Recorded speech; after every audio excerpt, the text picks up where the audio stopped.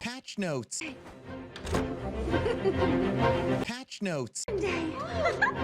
Hello everyone and welcome to Action RPG. I'm your host Aaron, and for today's video we're headed to the world of Last Epoch with pre-patch hype week day 6.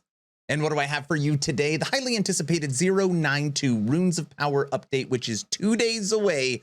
Patch notes. Now in this video it's going to be a lot of refresher, but it's going to be cool seeing all the information in one place. And I just want to say right off the bat, I love this little visual they put at the top. You have the cold rune feeling all icy. You have the fire rune spinning, burning everything up. And then my favorite, the lightning rune that is all electrified.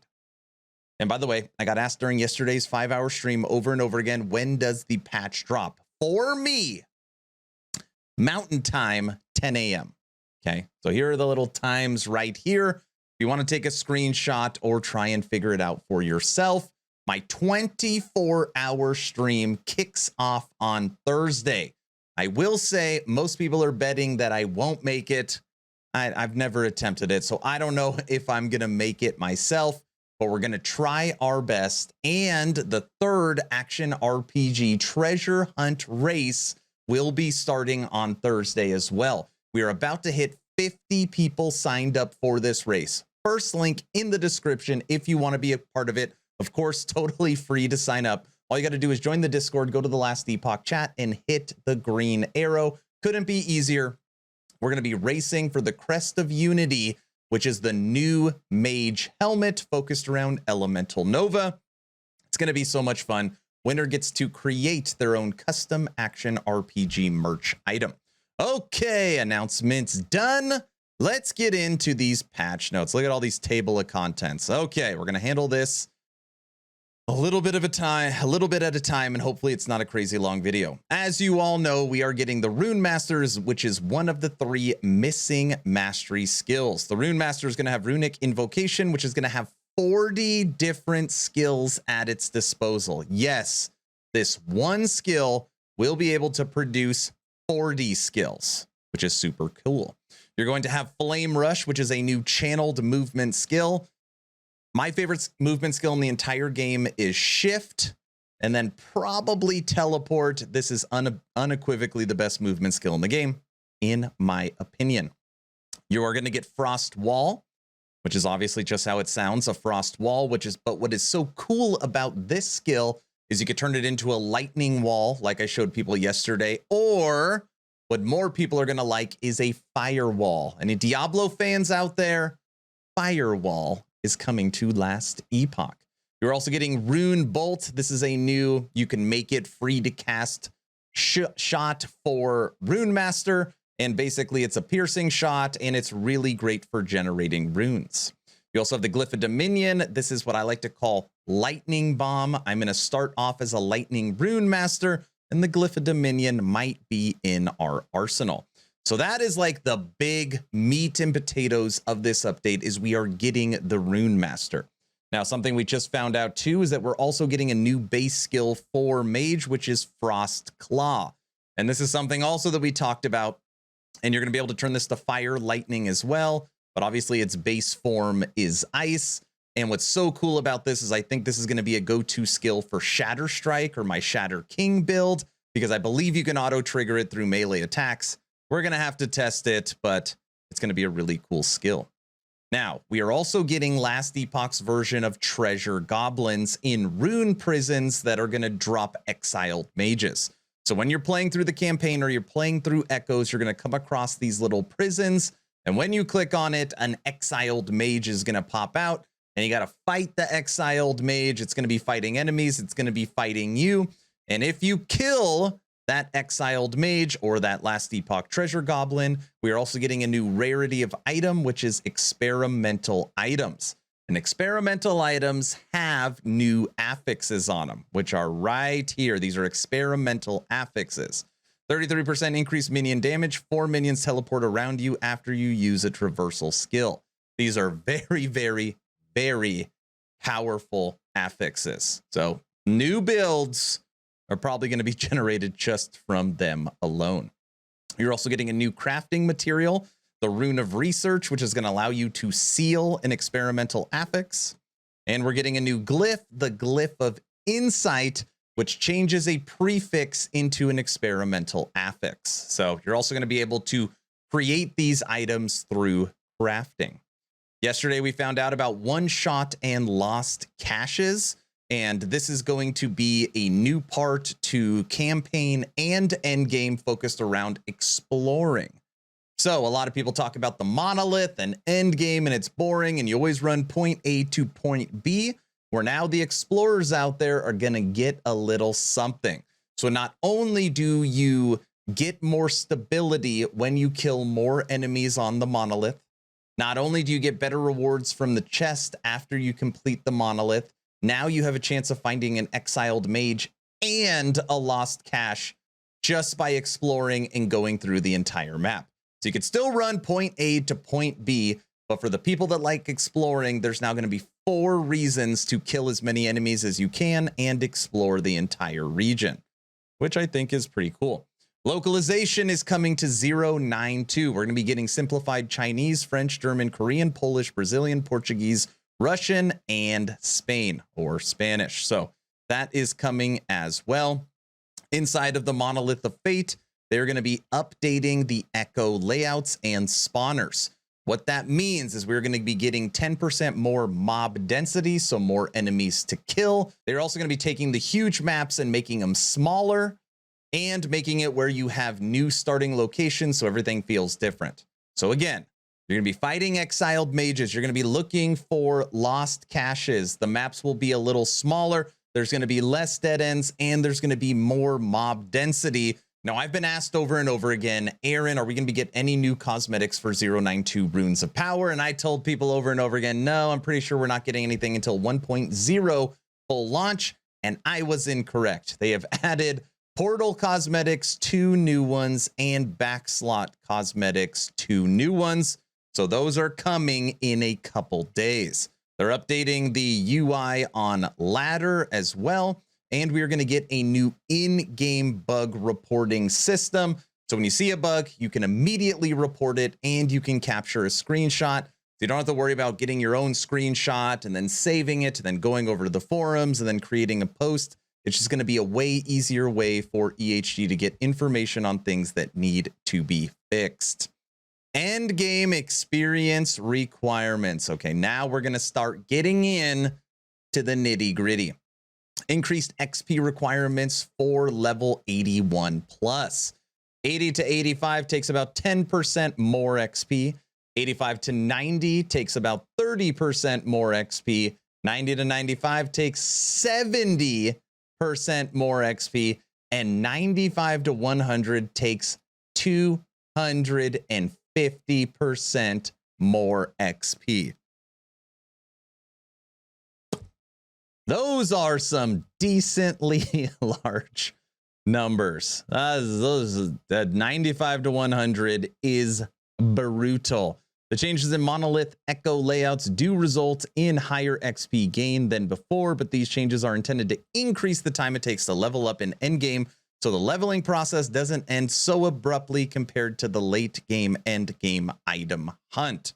Now, I will say we're getting 10% more mob density, which obviously that 10% more mobs is not going to make up for a 250% XP bump. But, you know, as EHG is doing their balancing and getting ready for 1.0, if they think they need to make the change, it's better to do it now before the game fully launches. A couple of other notable changes. Vitality is being retooled, and Vitality is one of the most popular attributes in the game. Each point of Vitality now grants 6 health from 10. Vitality's taken a nerf. Each point of Vitality now grants 1% necrotic and poison resistance instead of 2% increased health regen. I don't like this nerf, but I do like this. It's going to be much easier to get your necrotic and poison resistance instead of your health regen. That's more of a personal preference. Now, under other changes, before we get into skills, your character list is now ordered by when the character was last modified. Saved, your characters can now change direction more quickly for a brief period of time after starting to move. Basically, better responsiveness. Minions will now follow you through portals, which I love. and change minion AI so they no longer run back and forth when you give them an enemy targeted outside of their normal leash range. Oh, that is so awesome. That's great. I really, really like that. Okay, moving on to skills. Now on here, I don't know if you all want me to actually read the skills because you'll just be bored to death. I'm going to link this in the description. It'll be the third link in the description if you want to go check if your favorite skills got anything cool. Obviously, you guys all know I'm the minion guy. All minion skill tooltips now say that the minions can be given commands with the A key, and there's a new, you can now see where you're telling them to go. There's a little, now you can have little arrow indicators as well. Other than that, all of these skills, I'll just read the skills, right? So Arcane Ascendance, Assembled Abomination, Black Hole, Bone Curse, Flame Ward, Ice Barrage, Meteor, Summon Volatile Zombie. Wait, Summon Volatile Zombie now gains damage over time, minion tag, Vomit Node, okay? Static Orb, Volcanic Orb, Mage Passive, Source Passives. All of them got some kind of update. Under items, new mage requirement affixes. This has all been tweaked a little bit. Well, actually, no, these are all new. So these are all new affixes with the introduction of the Rune Master. Level of Flame Rush, Rune Bolt, Runic Invocation, Frostwall, Glyph of Dominion, and Frost Claw. New mage idols. Okay, so these are very interesting. New mage idols. Increased area for elemental skills. Ward per second for when you and your allies while standing on the Glyph of Dominion. Ward gained by rune consumed by runic invocation. Mana efficiency and elemental penetration with Frostclaw. And more importantly, elemental bees per 10 seconds. Yes. Yes, you read that correctly. Elemental bees per 10 seconds. Whoa. And then other affixes. Again, I don't want to read all this. This is just tweaks to existing affixes. Now we're moving on to uniques. Added 21 new uniques, 4 uniques that dropped from exiled mages, 8 uniques intended for the Rune Master, and 9 others. Perfect point to again plug. First link in the description. Join my Discord. Get into the action RPG race to find the crest of unity. Almost got 50 people. 50 people getting in there. Okay. Ooh, Bastion of Honor. Look at this. These are all updates. Okay. Let's see what the Bastion of Honor is up to. I've got 12 of them. Now grants 1% block chance per strength against enemies within 4 meters. From 100% block chance against enemies within 4 meters. Changed base type from Kite Shield to Old Kite Shield. This reduces block chance to 14% from 25% and block effectiveness from 320 and 400 from 600 to 800 and adds 4 to 6 strength. Is rarer and has a lower chance of having legendary potential. So they've modified Bastion of Honor based upon your strength. I mean, it's for sure a nerf. It's got to be a nerf.